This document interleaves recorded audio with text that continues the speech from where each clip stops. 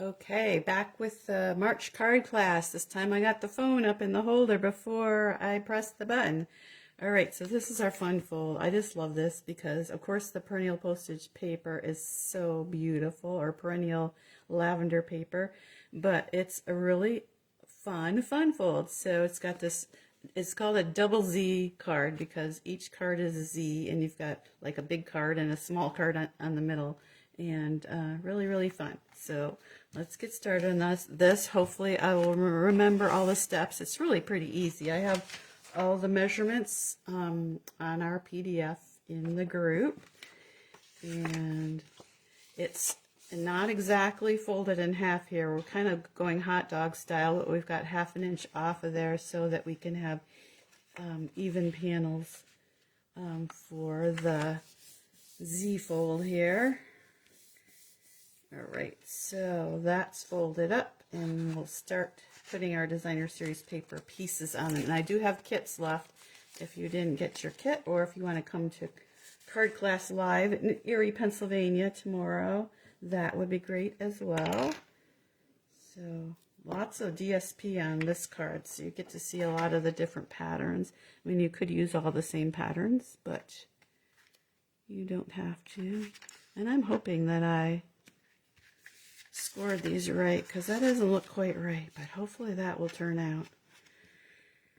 If not, if you already have a kit, double check the measurements, because I have been known to make mistakes.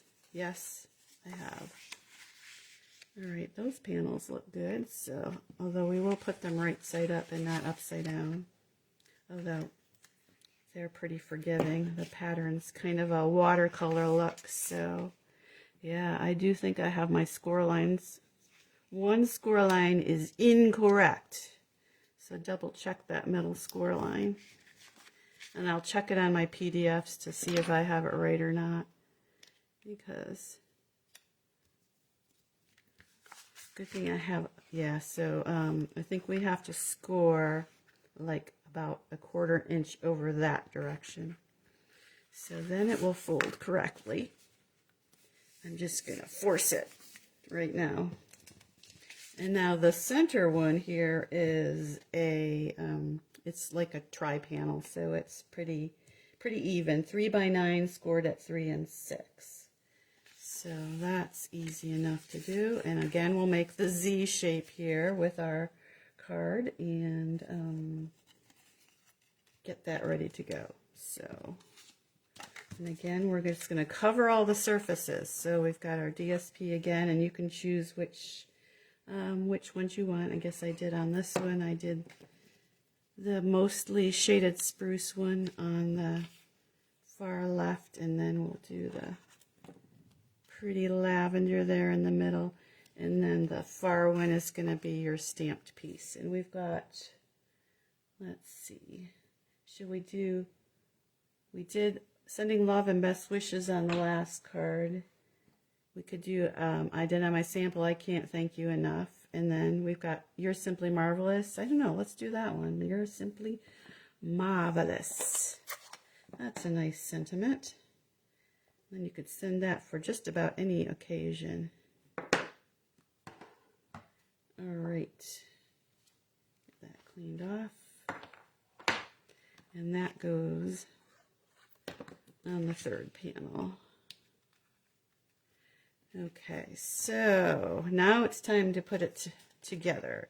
And this is the only kind of tricky part, I think, is getting everything in the right place. But it's really easy if you center it and glue the middle, the end one on first, and then put the front panel so it hits there in the front.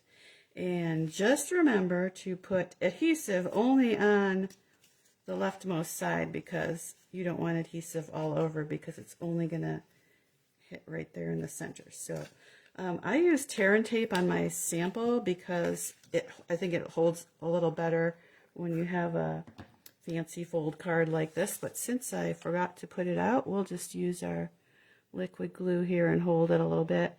And I'm trying to center it right in the middle of that last panel. Okay.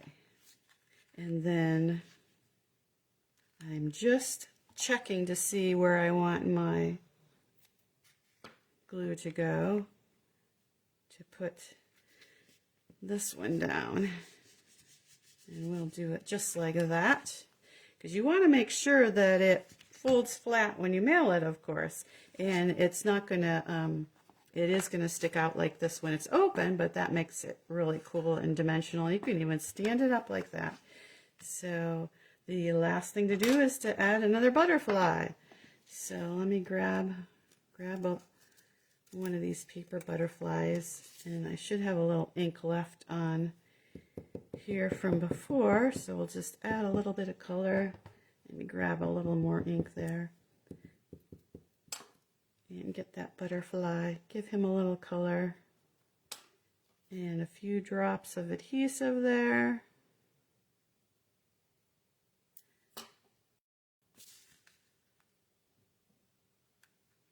And that card is good. Although this is a smaller butterfly than on my sample, so I might grab some more of those little purple adhesive back gems and add those on too, because I think it just needs a little bling there too, don't you think?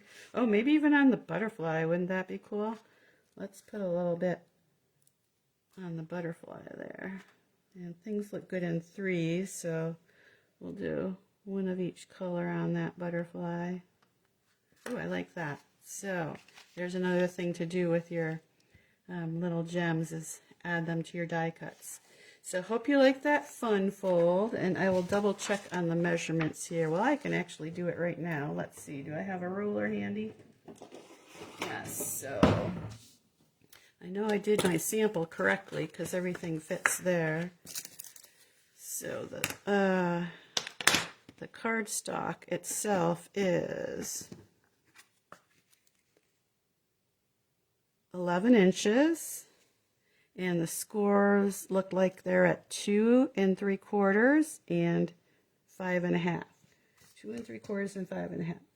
So I do have it correct on my sheet there. So I did that right. And the card base is this direction 4 1/4. Oh, that's where I have it wrong. It's 4 1/4 this way. 4 1/4 by 11. Scored at 2 3/4 and 5 1/2. And the inside Z-fold was 3 times 9, scored at 3 and 6. All right, hope you enjoyed that fun fold and card class for this month. I hope I can wake up and start catch up on my sleep after on stage, and I'll be anxious to share with you all the fun things I learned there. Happy crafting!